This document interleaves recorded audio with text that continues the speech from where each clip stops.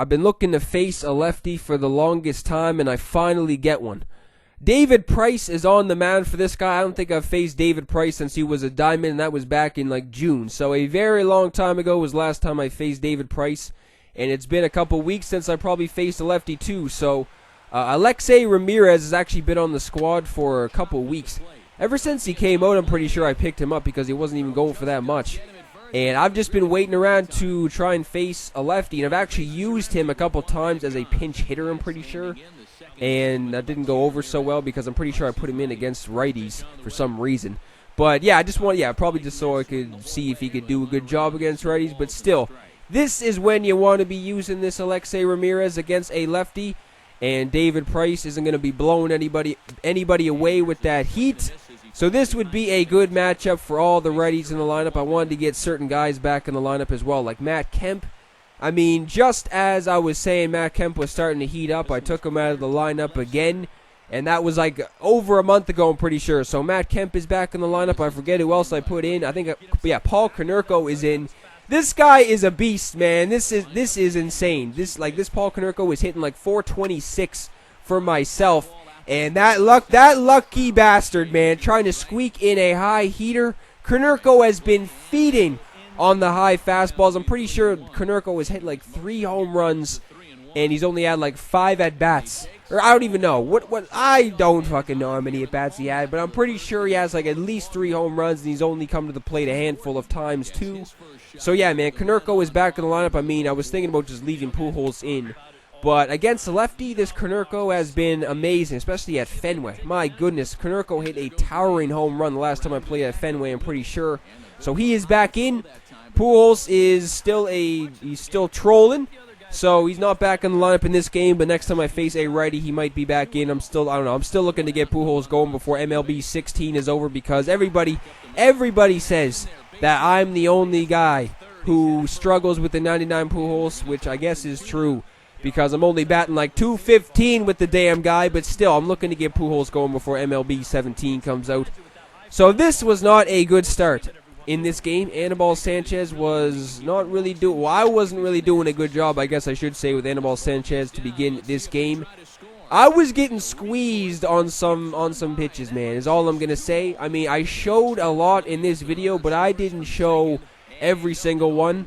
But I was definitely getting squeezed in the first couple of at-bats, so it was kind of sketchy. I mean, come on, man.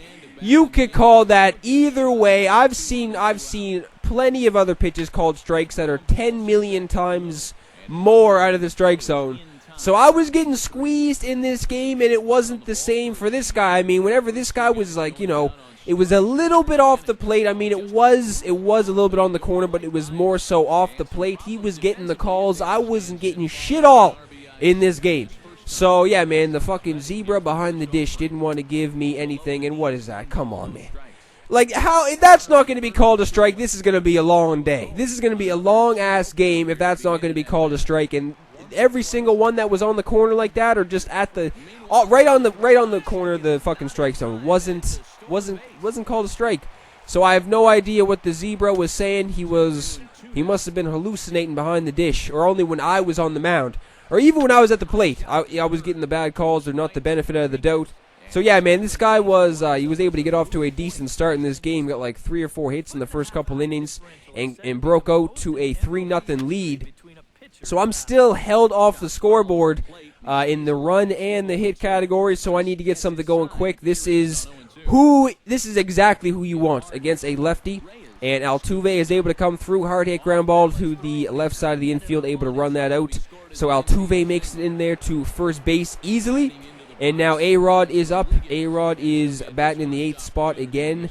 Even though he did have a decent game in the last one, I think he got a couple hits in the last game, not really sure, but he definitely came up with a decent hit in the last game. So A-Rod has kind of been coming around. I mean, he hasn't been doing what I was hoping A-Rod could do, but right there, that is just a hard hit ground ball right to somebody. So this is where Pujols, come on Pujols, it's your time to shine, buddy.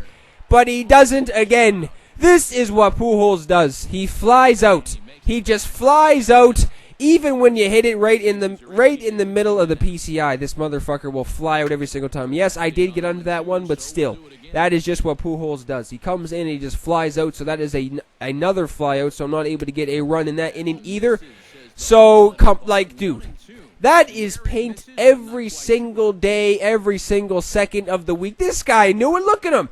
He knew what he was saying. My ass should be walking back to the bench right now to get some splinters on my ass. That was a terrible joke. But still, I mean, that is honestly paint every single day of the week, not called.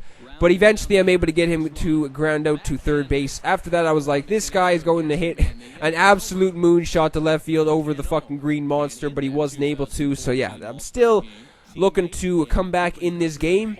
I think I only have like one hit right now, so I need to get something going quick. And it needs to begin with Ramirez. I mean, I was able to make some pretty decent hacks in this at-bat, even though that was a little bit late. So with a 3-2 count, I don't know, man. Somebody with some underrated power, possibly. Oh, high, deep. That is a moonshot, folks. A long home run. One out, nobody on.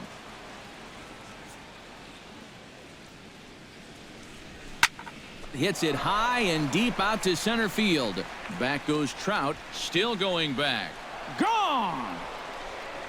Ramirez was showing off the old muscle in that one, and then Kemp, 2 batters later, gets a solo shot on the board. Too bad they both were solo shots, because I'm still down in this game 3-2, so now Pablo is up with an 0-2 count, and he is able to connect with 1-2, but that is eventually going to be off the wall. I thought it was going to be gone for sure, and I would have tied this game up, but that is just off the wall, and then I'm making a mockery out of that. What am I even doing with Pablo on the bases? I was trying to extend that into a triple, but changed my mind at the last second, and I get thrown out. So, getting squeezed again, man. I wasn't getting anything on the corners in this damn game, so it was frustrating at times. But after a while, you just got to accept the fact this fucking guy behind the plate isn't calling anything. And this game is just out here making people look like idiots, pretty much. So, yeah, after that, eventually I'm able to get him to ground out to Konerko right there. And then David Price is up, and he's just hitting a weak ground ball back to Konerko too. So Konerko hasn't been a liability at first base like Pujols has been too. That's another thing about Pujols. He has been the worst first baseman fielding-wise I've ever seen. And that goes back to when I picked him up, because if you've been watching my videos ever since I picked Pujols up back in like August, and those first couple of games, I couldn't even believe what I was seeing, because he was making errors every single game. It was absolute insanity. Somebody with 86 fielding shouldn't be making errors every single game, if you ask me. So A-Rod gets another hit. I don't know, man. I feel like if I move A-Rod up in the lineup, he's just going to go back to his typical self and just, not get any hits every single game, so I'm probably just going to leave him down batting in the 8th spot. But he does come up with a base hit right there, but then Crawford isn't able to do anything. So now we are in the 6th, and Ramirez is up again, able to make some solid contact, but that is just a ground out to short. So I'm 1 for 3 so far in this game with ALEXEI RAMIREZ. I was able to get a very good couple of games with Matt Carpenter, and I'm pretty sure I put him in as a pinch hitter later in this game.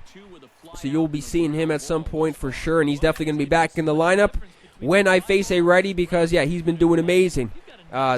Just the last 2 games since he's made the debut. I think he's like 5 for 7, or he's 4 for 6 or 5 for 7 since he's debuted for the squad. And look at A-Rod again.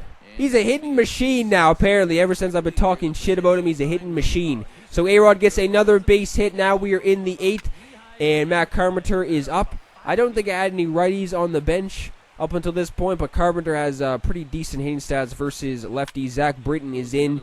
Man, dude, Carpenter is just finding every single hole in the field, dude. That is landing. That is landing for another base hit. So Carpenter is getting another base hit, and how are you going to call that? Every single pitch that was on black for myself in this game wasn't called. And this guy is getting the benefit of the doubt in every single call. He was able to paint the corners pretty much. So I don't know, man.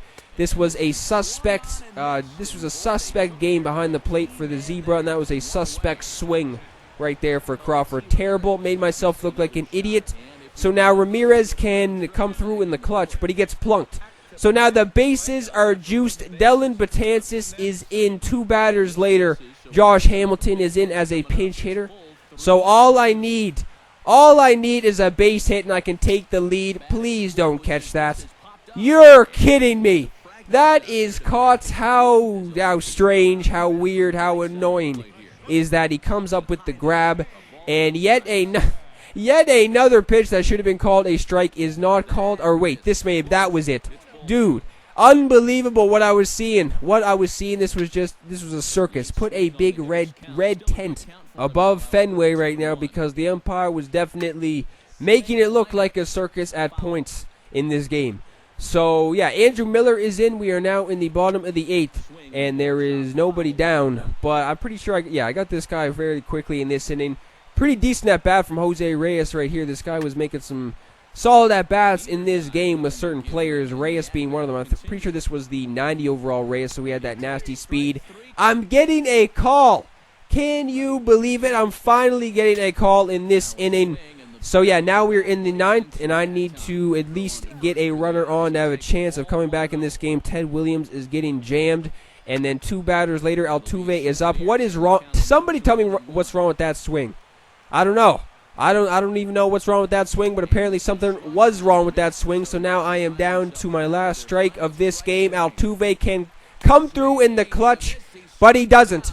I'm going down swinging to end this game. So ALEXEI Ramirez had a pretty decent debut game. He went 1 for 3, got hit, and he hit a very towering home run as well. So Dellin Betances gets player of the game, got 3 Ks through 1 and 2/3 innings pitched.